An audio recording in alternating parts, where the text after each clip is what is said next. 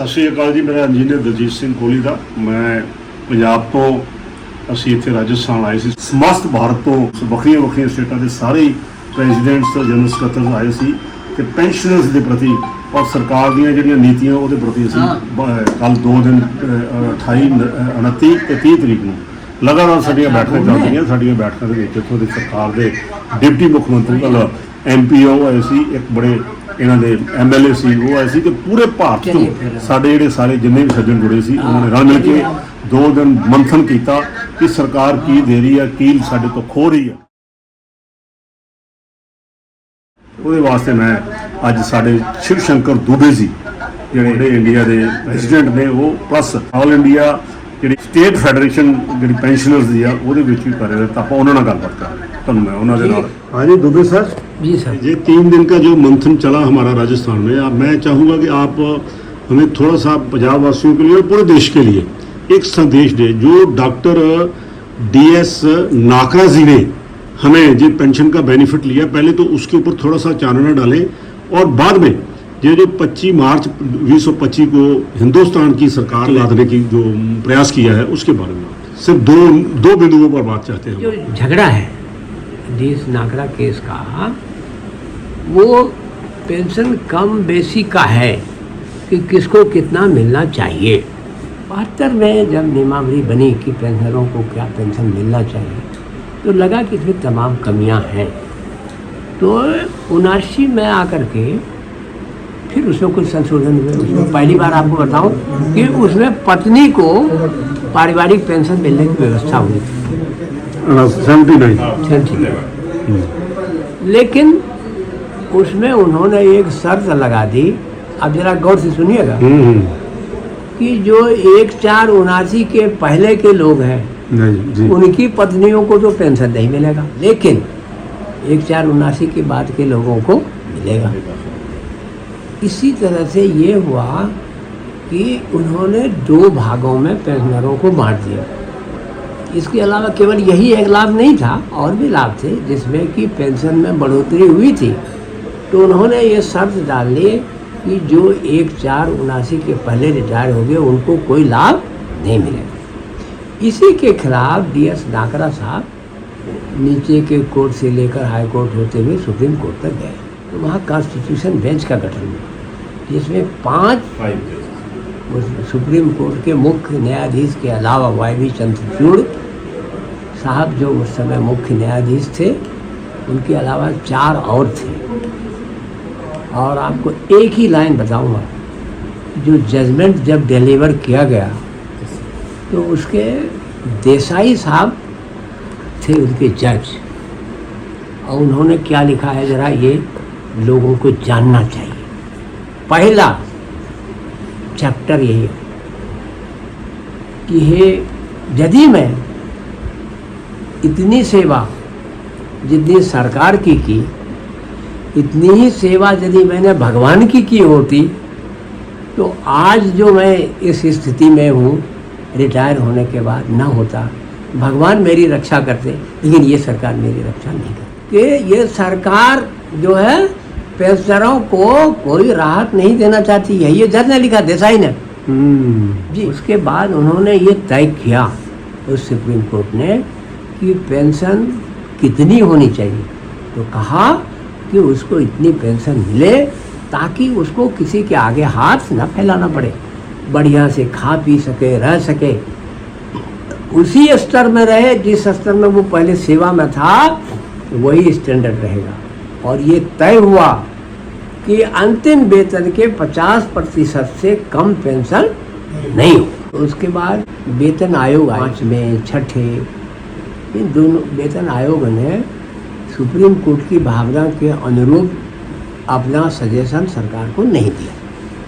7वां वेतन आयोग जब आया तो 7वें वेतन आयोग ने अपने संस्तुति में ये कहा कि नंबर 1 कि जो पेंशन का रिवीजन होगा उसका फार्मूला वही होगा जो कार्यरत कर्मचारियों के लिए दिया जा रहा है। इसके पहले क्या होता था कि हर एक 10 साल के बाद जब वेतन आयोग आता है ना, तो उसमें पेंशनरों के लिए अलग फार्मूला होता था और कार्यरत कर्मचारियों के अलग पर निर्धारित होता था, लेकिन साथ में वेतन आयोग का no, this is wrong. Formula जो है एक ही होना चाहिए फार्मूला।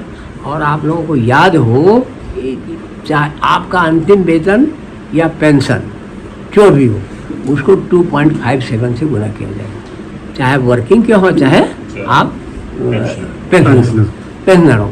ये पहली बार लागू हुआ, लेकिन वेतन आयोग ने एक उसमें वो कर दी, क्या उन्होंने कहा कि 2006 के बाद के लोगों को ये लाभ मिलेगा, उसके पहले वाले लोगों को लाभ नहीं मिलेगा। 2016 में ये संस्कृति आई थी, तो उन्होंने 10 साल पीछे वाले को तो ले लिया, लेकिन उससे पीछे वाले को छोड़ दिया।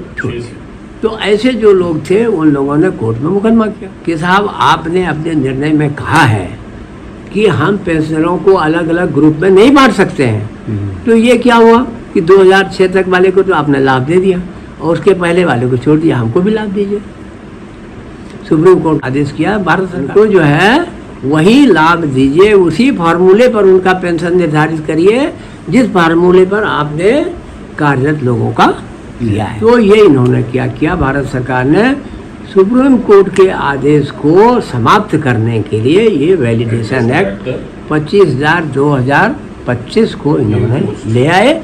और किया क्या कि एक फाइनेंस बिल होता है कि साल भर अगले 1 साल में हम कितना खर्च करेंगे, क्या करेंगे, उसका ये तखमीना होता है जो भारत सरकार लोकसभा और राज्यसभा से पास करा। उन्होंने क्या किया, ये हमारा वाला बिल जो उसी के सबसे लास्ट में लगा दिया और उसको जो उन्होंने पास करा लिया।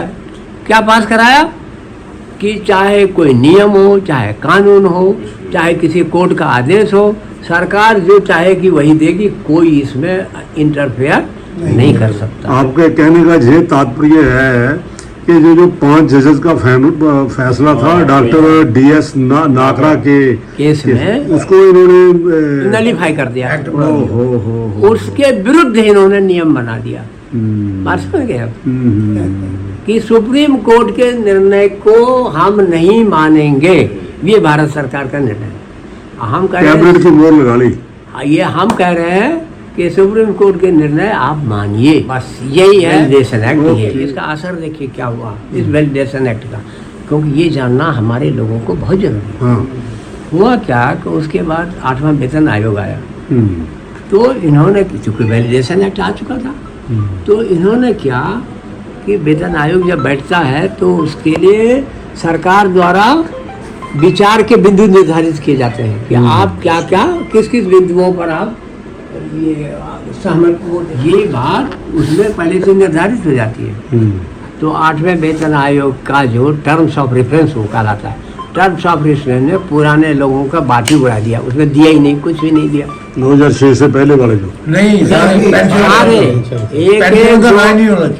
एक 2026 के पहले जितने भी लोग रिटायर हो चुके, चाहे जब से हों वो, उनके बारे में कुछ विचार ही नहीं होगा, बस उसको टर्म्स ऑफ रेफरेंस से ही हटा दिया।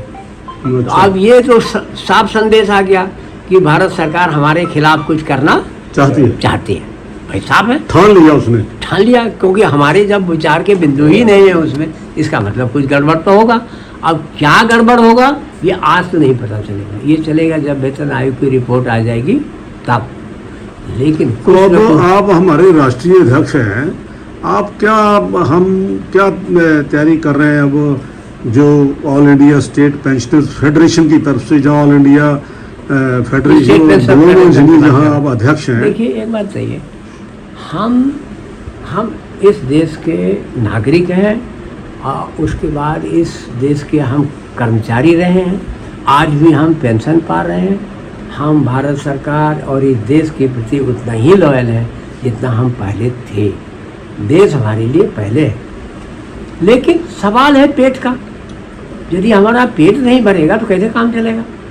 तो हम उसके लिए, पेट जब हमारा नहीं भरेगा, सरकार यदि हमारे खिलाफ कुछ ले आएगी, हमारे खिलाफ करेगी, तो जो हमको एक मौलिक अधिकार, संवैधानिक अधिकार मिला हुआ है, आंदोलन, प्रदर्शन, धरना, जेल भरो, आमरण अनशन, आत्मदाह, जो भी करना होगा करेंगे, भूख हड़ताल करेंगे, जो करना होगा करेंगे, क्योंकि हमें जिंदा रहना है, मरना नहीं है। मेरी विनती है कि जो 2 दिन मंथन चला, 29 अप्रैल 30 अप्रैल 2 दिन पूरे समस्त भारत से, ऑल स्टेट्स के रिप्रेजेंटेटिव यहाँ आए हुए हैं, यहाँ क्या फैसला लिया विशेष तौर पर उस वैलिडेशन एक्ट उसके बारे में, जहाँ 2 दिन में क्या मंथन हुआ, क्या करना है, इसका वेट करना है कि जब वो लागू हो जाएगा तब तोड़ना है या कुछ करना? देखिए, इसीलिए हम लोग ये कार्यक्रम आज से नहीं चला रहे। जैसे ही ये एक्ट आया 25 मार्च को, हम लोगों ने जून में पहले माननीय प्रधानमंत्री को ज्ञापन दिया, पूरे देश के लोगों। मैं भी उससे पहले मैंने भी मीटिंग दिया अटेंड था। की थी उसके बाद और ऑल डिस्ट्रिक्ट हेडक्वार्टर से थ्रू डीसी हमने भेजा।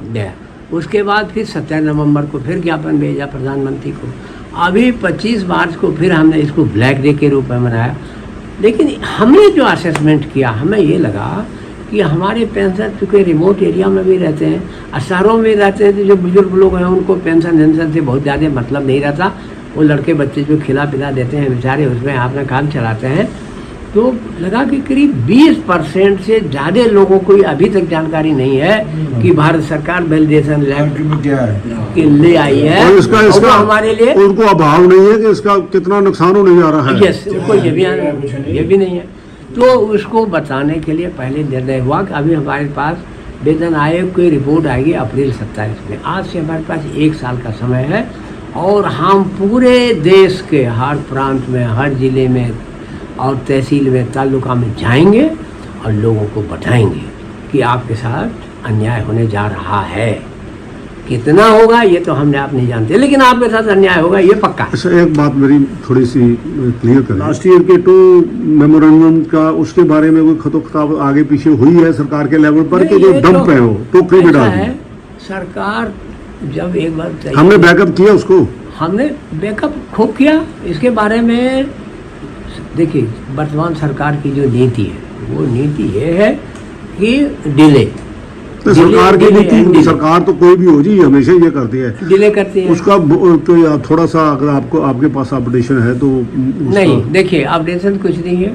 आप ये अपडेशन इसी से अंदाज लगा लीजिए कि रामलीला मैदान में 4 रैलियां हुई जिसमें 5-5 लाख एम्प्लॉय आए। कब की बात कर रहे हैं आप? पिछले साल, इसके पिछले साल 24 में, 25 में। वो वहाँ एजेंडा क्या था वो इतनी बड़ी रैलियों का? ये था पुराने पेंशन बहाल की जाए।